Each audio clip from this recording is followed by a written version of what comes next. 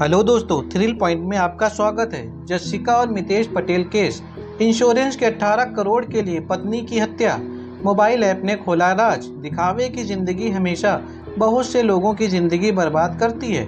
इसका perfect example है Jessica और मितेश पटेल केस।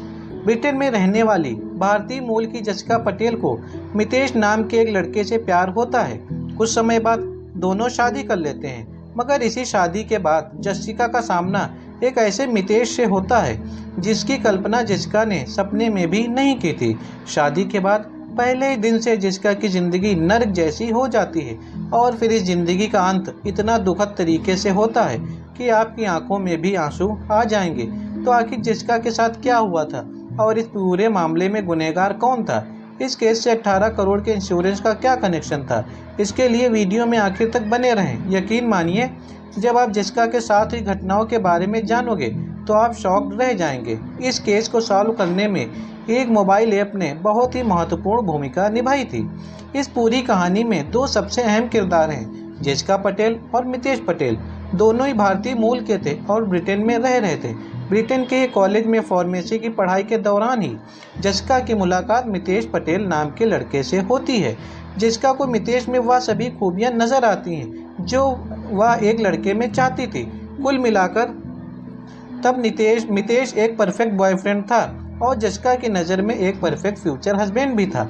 इसलिए कुछ समय तक एक दूसरे को डेट करने के बाद जसिका और मितेश शादी करने का फैसला करते हैं और दोनों इस फैसले के बारे में अपने परिवार वालों को बताते हैं। शुरुआती जांच पड़ताल के बाद दोनों के ही परिवार वाले इस रिश्ते के लिए राजी हो जाते हैं और फिर 2009 के जुलाई महीने में बड़ी ही धूमधाम से जसिका और मितेश की शादी हो जाती है। शादी के कुछ साल बाद जसिका और मितेश अपना घर छोड़कर लिंथौर में रहने चले जाते हैं। यहीं जसिका और मितेश मिलकर रोमन रोड पर बड़ी सी फार्मेसी खोलते हैं। इस फार्मेसी से कुछ ही दूरी पर यह दोनों एक बड़ा सा घर भी ले लेते हैं। यहाँ जसिका और मितेश का नया बिजनेस काफ़ी अच्छा चल निकलता है और देखते ही देखते इन दोनों की काफ़ी कमाई भी होने लगती है। अब इन लोगों के पास अपना एक बड़ा सा बिजनेस था, काफ़ी पैसा भी था, मगर अब भी उनकी ज़िंदगी में एक चीज़ की कमी थी और वह यह थी कि शादी के कई साल बीत गए थे लेकिन जसिका अब तक माँ नहीं बन पाई थी। तो वह मितेश के कहने पर आईवीएफ तकनीक के सहारे माँ बनने की कोशिश करने लगती है। आईवीएफ के पहले 3 अटेम्प्ट तो फेल हो जाते हैं, लेकिन आईवीएफ की चौथी कोशिश में कुछ चमत्कार सा होता है और 9 मई 2018 को जसिका के डॉक्टर बताते हैं कि इस बार की कोशिश कामयाब है और अगले महीने फर्टिलाइजर को जसिका के गर्भाशय में इम्प्लांट किया जा सकता है ताकि वह मां बन सके। यह खबर सुनकर जसिका काफ़ी खुश हो जाती है। अभी आईवीएफ सक्सेस वाली खुशखबरी मिले हुए कुछ ही दिन हुए थे कि अचानक इस परिवार में कुछ ऐसा होता है कि खुशी मातम में बदल जाती है। तारीख थी 14 मई 2018, रात के 8:30 बजे थे। जसिका का पति मितेश पटेल ब्रिटेन की नेशनल इमरजेंसी रिस्पांस सर्विस 999 पर फ़ोन करता है और बेहद ही घबराई हुई आवाज़ में कहता है कि ऐसा लग रहा है कि मेरे घर में चोरी हुई है और लुटेरों ने मेरी पत्नी पर भी हमला किया है। उसके हाथ पैर बंधे हुए हैं, उसका पूरा शरीर टेप से चिपका हुआ है। मितेश पटेल की इन बातों को सुनकर दूसरी तरफ मौजूद हेल्पलाइन का ऑपरेटर तुरंत मितेश से उसका एड्रेस पूछता है और अगले मिनट ही उस एड्रेस पर डॉक्टर और एम्बुलेंस को भेज देता है। साथ ही पुलिस को भी खबर कर दी जाती है। पुलिस और एम्बुलेंस काफ़ी तेज़ी से बताई गई लोकेशन की तरफ निकल पड़ती है। दूसरी तरफ मितेश अब भी इमरजेंसी हेल्पलाइन पर ऑनलाइन ही था और इमरजेंसी हेल्पलाइन का ऑपरेटर लगातार मितेश को समझा रहा था, साथ ही उसे इंस्ट्रक्शन दे रहा था कि आगे क्या करना है। ऑपरेटर कहता है कि जितनी जल्दी हो सके तुम जसिका के चेहरे पर लगाया गया टेप को हटाओ। मितेश ऐसा ही करता है। फिर ऑपरेटर पूछता है कि क्या उसके चेहरे या गले पर कोई निशान है, क्या वह कोई हरकत कर रही है। इस पर मितेश जवाब देता है कि नहीं, कोई भी हरकत नहीं दिख रही है। इसी बीच मितेश जोर से चिल्लाता है, come on baby wake up. Mitesh की इन बातों को सुनकर ऑपरेटर को अंदाजा हो जाता है कि मामला बेहद गंभीर है और वह मितेश को दिलासा देना शुरू कर देता है। अभी मितेश ने इमरजेंसी हेल्पलाइन का फ़ोन काटा भी नहीं था कि दरवाजे पर एम्बुलेंस और डॉक्टर की टीम भी पहुंच जाती है। साथ ही पुलिस भी आ जाती है। तुरंत डॉक्टर मोर्चा संभाल लेते हैं और वह जसिका की जांच पड़ताल शुरू कर देते हैं। शुरुआती जांच के बाद ही डॉक्टर बता देते हैं कि जसिका के मौत हो चुकी है। इस समय जसिका की उम्र सिर्फ 34 साल थी। जसिका के माता पिता और परिवार वालों को भी जसिका की मौत के बारे में जानकारी दी जाती है। जसिका के माता पिता और बहनों को देखकर मितेश और भी ज़्यादा जोर से रोने लगता है। जब जसिका की बहन मनाया पटेल मितेश को दिलासा देने की कोशिश करती है, वह और भी ज़्यादा भावुक हो जाता है और उसके कंधे पर सर रखते हुए बेतहाशा रोने लगता है और रोते हुए कहता है कि वह मुझे छोड़कर चली गई, मैं तो बिल्कुल अकेला हो गया हूँ। इन सबके बीच पुलिस जसिका की लाश को कब्जे में लेते हुए पोस्टमार्टम के लिए भेज देती है। साथ ही पुलिस जसिका के कातिल और घर में लूटपाट करने वाले अपराधी की तलाश में भी लग जाती है। पुलिस जांच पड़ताल की शुरुआत क्राइम सीन से ही करती है। पहले ही नज़र में दिख रहा था कि घर का पूरा सामान बिखरा पड़ा हुआ है। साथ ही इतनी बड़ी अलमारी का सामान तहस नहस पड़ा है और सारे लॉकर खुले हुए हैं। शुरुआती जांच में यह भी पता चलता है कि जसिका पटेल का आईफोन गायब हो चुका है। यह सब देखकर साफ लग रहा था कि मामला लूट का है, मगर कुछ ही मिनट की जांच के बाद पुलिस वालों को एक बात खटकने लगती है कि घर में लूट की घटना जरूर हुई है, मगर घर में फोर्स एंट्री यानी ज़बरदस्ती किसी के घुसने की संकेत कहीं से नहीं मिल रहे हैं। इससे पुलिस अनुमान लगाती है कि घटना को जिसने भी अंजाम दिया है उसे जसिका जरूर जानती होगी, तभी वह आसानी से अंदर आया। पुलिस जब मितेश से इस बारे में बात करती है तो वह बताता है कि जब मैं घर पर था तभी 7 बजे के आसपास जसिका ड्यूटी से वापस आई थी। जसिका के आने के बाद मैं बाहर पिज्ज़ा लेने चला गया था। लगभग आधे घंटे के बाद जब मैं पिज्ज़ा लेकर आया तो देखा कि जसिका यहाँ पड़ी हुई है। इस बयान के बाद पुलिस घर की तलाशी लेना शुरू करती है। जब पुलिस घर से गायब सामान की लिस्ट बनवाती है तो पता चलता है कि जसिका का आईफोन गायब है और घर में जो सीसीटीवी कैमरा लगा हुआ था उसके हार्ड डिस्क भी गायब है। इसके अलावा मितेश बताता है कि काफ़ी गहने थे, वह भी गायब हैं। घर में जांच के दौरान ही गायब आईफोन भी बस कुछ ही मिनट बाद दरवाजे के बाहर पड़े डस्टबिन से मिल जाता है। पुलिस इस मामले को सुलझाने के लिए सबसे पहले जसिका के मोबाइल का डाटा एनालिस्ट शुरू करती है। साथ ही मितेश के मोबाइल की भी जांच पड़ताल शुरू होती है। जसिका का और मितेश दोनों ही आईफोन यूज किया करते थे और दोनों ही मोबाइल में हेल्थ ऐप एक्टिवेट था। जब पुलिस जसिका के मोबाइल से मौजूद हेल्थ ऐप के डाटा की जांच पड़ताल शुरू करती है तो पता चलता है कि 7:10 पर जसिका घर में दाखिल हुई थी। उसके बाद से उसके मोबाइल में कोई एक्टिविटी रिकॉर्ड नहीं की गई। हालांकि कुछ मिनट बाद उसके मोबाइल में 14 स्टेप्स रिकॉर्ड होते हैं। इसके बाद मोबाइल में अगली एक्टिविटी रात के 8:40 पर रिकॉर्ड की गई थी, जब एक पुलिस वाले ने इस मोबाइल को बाहर पड़े डस्टबिन से उठाया था। दूसरी तरफ पुलिस मितेश के मोबाइल में मौजूद हेल्थ ऐप से डाटा की जांच पड़ताल करती है तो पता चलता है कि ठीक उसी समय जब जसिका के मोबाइल में एक्टिविटी बंद हुई थी, मितेश के मोबाइल में एक्टिविटी एकदम से बदल गई थी। डाटा एनालिसिस से पता चलता है कि मितेश 7:30 के बाद अगले 10 मिनट तक घर में लगातार इधर उधर भाग रहा था। इस दौरान उसने कई बार सीढ़ी भी चढ़ी थी। उसने जिस समय इमरजेंसी हेल्पलाइन में मदद के लिए फ़ोन किया था उससे ठीक पहले वह अपने घर के ऊपरी फ्लोर पर भी गया था। पुलिस को यह बात समझ नहीं आ रही थी कि इमरजेंसी कॉल करने से पहले वह ऊपर क्यों गया था। इसके अलावा भी पुलिस के मन में कई सारे सवाल थे। बस उन्हीं सवालों के जवाब ढूंढने के लिए जसिका की मौत के 3 दिन बाद पुलिस तेजी से पूछताछ करती है। इसके अलावा घर की तलाशी भी ली जाती है। घर की तलाशी के दौरान पुलिस वालों को एक कपड़े से भरे बड़े से सूटकेस के अंदर गायब हुए सीसीटीवी का हार्ड डिस्क भी मिल जाता है। इसके अलावा मितेश जिन गहनों की चोरी होने का दावा कर रहा था वह भी तलाशी के दौरान एक सूटकेस में मिल जाते हैं। जब उस हार्ड डिस्क की जांच की जाती है तो पता चलता है कि घटना वाले दिन यानी 14 मई 2018 को शाम के 7:10 के आसपास जसिका काम से वापस आई थी। उससे पहले घर में मितेश मौजूद था। सीसीटीवी के मुताबिक शाम 7:40 के आसपास मितेश घर के बाहर जाता है और पास के एक पिज्ज़ा स्टोर पर पहुंचता है। पिज्ज़ा स्टोर के सीसीटीवी फुटेज से ये भी पता चलता है कि 8 बजे के आसपास मितेश पिज्ज़ा स्टोर पर पिज्ज़ा खरीद रहा था।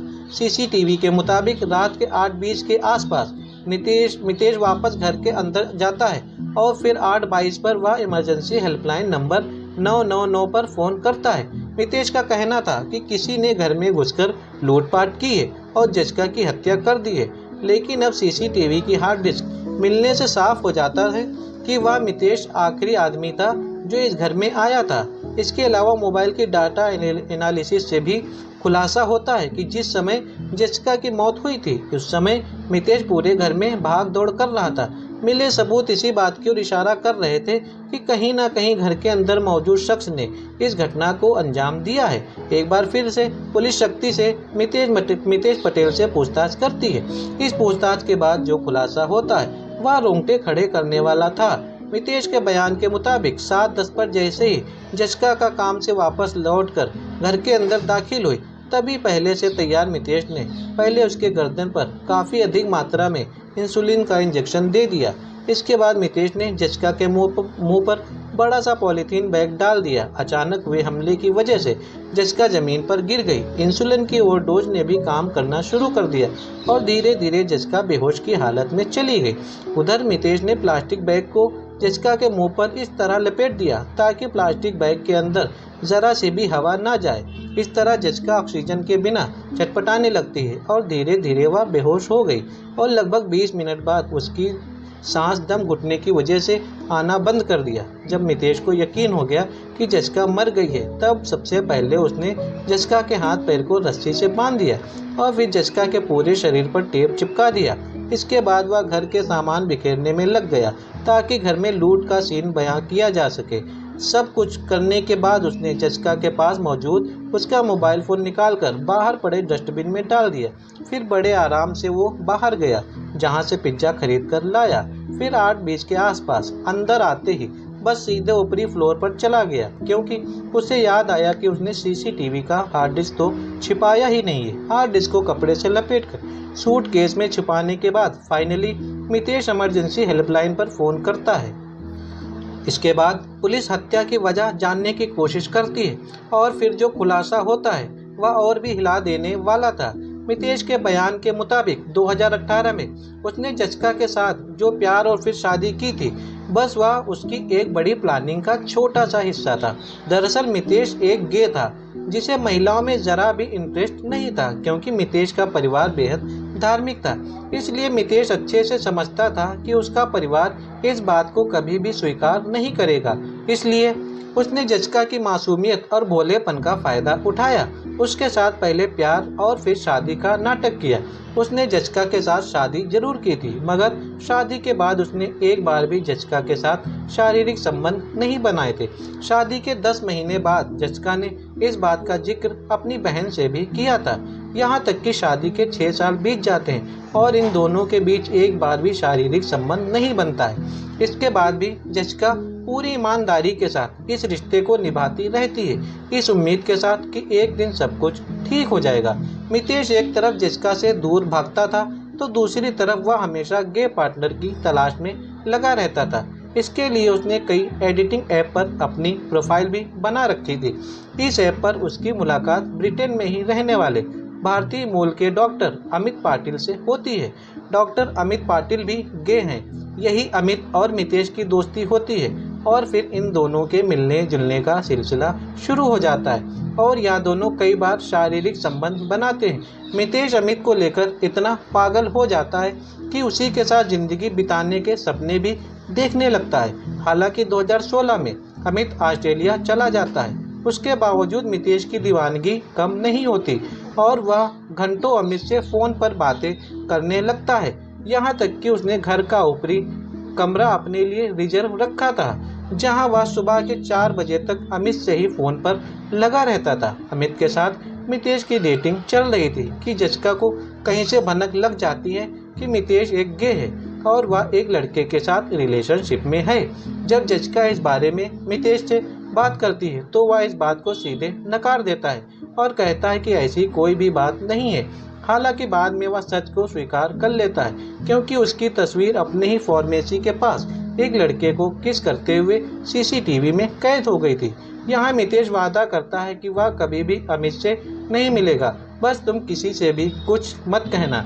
जच्का मितेश की यह बात भी मान लेती है। इसी के कुछ समय बाद जसिका को आईवीएफ के जरिए बच्चे जन्म देने का प्लान समझाता है और जसिका इस बात पर भी राजी हो जाती है। आईवीएफ के पहले 3 अटेम्प्ट तो नाकाम हो जाते हैं, मगर चौथे अटेम्प्ट में कामयाबी मिलती है।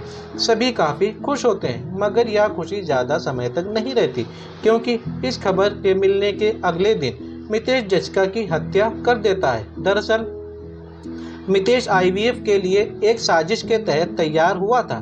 कहते हैं कठिन तौर पर उसने अपने गे पार्टनर डॉक्टर अमित पाटिल के साथ मिलकर ये प्लान बनाया था कि जैसे ही आईवीएफ सक्सेस होगा वह जसिका की हत्या कर देगा। उसके बाद उसे फर्टिलाइजर एम्ब्रॉयज को लेकर ऑस्ट्रेलिया डॉक्टर अमित के पास चला जाएगा। वहां पर किसी के जरिए बच्चे भी हासिल कर लेगा, साथ ही वह अमित से वहां पर शादी भी कर लेगा। प्लान के मुताबिक मितेश ने ऐसा ही किया। मितेश को मालूम था कि ऑस्ट्रेलिया में रहने के लिए उसे काफ़ी पैसों की ज़रूरत होगी, इसलिए उसने पैसे का प्रबंध भी कर लिया था। एक्चुअली प्लान के मुताबिक मितेश की जसिका की हत्या करने से कुछ महीने पहले ही जसिका का लगभग 18 करोड़ का इंश्योरेंस भी करवा दिया था। मितेश का प्लान था कि जसिका की हत्या को पहले मर्डर का रूप दिया जाए और फिर इंश्योरेंस की रकम तथा फर्टिलाइजर एम्ब्रॉयज को लेकर ऑस्ट्रेलिया अपने पार्टनर अमित के पास भाग जाए, मगर पुलिस ने ऐसा नहीं होने दिया और यह सभी राज खोलने के बाद जसिका की हत्या के तीसरे दिन ही पुलिस ने मितेश को जसिका की हत्या तथा सबूत मिटाने के आरोप में गिरफ्तार कर लिया था। मितेश की सच्चाई जानकर तो एक पल के लिए जसिका के परिवार वालों को भी पुलिस द्वारा बताई गई सच्चाई पर यकीन नहीं होता है। पुलिस जसिका और मितेश के आईफोन हेल्थ ऐप के डाटा को सबूत के तौर पर कोर्ट में पेश करती है, जहां जसिका की मौत के समय मितेश ने घर के अंदर भागने दौड़ने की रिकॉर्ड मौजूद थे। इसके अलावा जांच पड़ताल में मितेश ने फार्मेसी से वही टेप बरामद हुआ जो टेप जसिका के शरीर पर लपेटा गया था। पुलिस ने कोर्ट में मितेश की गूगल सर्च हिस्ट्री को भी सबूत के तौर पर पेश किया। मितेश ने गूगल पर हत्या करने के तरीके, हत्या करने के बाद इंश्योरेंस रकम पाने के तरीके तथा हत्या से जुड़ी हुई काफ़ी कीबोर्ड सर्च किया था। जसिका पटेल की हत्या के बाद कई महीनों बाद यही दिसंबर 2018 में इस केस की सुनवाई कोर्ट ने शुरू हुई और सिर्फ 2 घंटे 50 मिनट की सुनवाई में मितेश पटेल का गुनाह साबित हो गया और उसे जसिका पटेल की हत्या करने के जुर्म में उम्र कैद की सजा सुनाई गई। जज ने अपने फैसले में साफ साफ लिखा कि कम से कम 30 साल तो लगातार मितेश पटेल को जेल में ही रहना पड़ेगा। कोर्ट ने इसे ऑनर किलिंग माना था। फिलहाल मितेश जेल में है, जबकि मितेश के गे पार्टनर डॉक्टर अमित पाटिल आज़ाद है। जैसे जसिका की हत्या से 10 दिन पहले ही यही 4 मई मितेश अमित को टेक्स्ट मैसेज करते हुए पूछता है, प्लान का क्या हुआ, क्या सोचा है तुमने? अमित कहता है, only you know the answer. इतना ही नहीं, जसिका की हत्या वाली एक रात पहले अमित और मितेश ने 39 मिनट तक लगातार वीडियो कॉल के जरिए बात की। फिर यह लगातार टेक्स्ट के जरिए भी बात कर रहे थे। पुलिस ने 50 पन्नों में टेक्स्ट मैसेज को भी दर्ज करते हुए कोर्ट में पेश किया था, मगर कोर्ट में डॉक्टर अमित पटेल का गुनाह साबित नहीं हुआ और वह आज भी आज़ाद है। दोस्तों, क्राइम की दुनिया से जुड़ी ऐसी ही दिल दहला देने वाली कहानियों के लिए चैनल को सब्सक्राइब करने के बाद बेल आइकन जरूर दबाएं और नोटिफिकेशन ऑन कर लें। Thank you.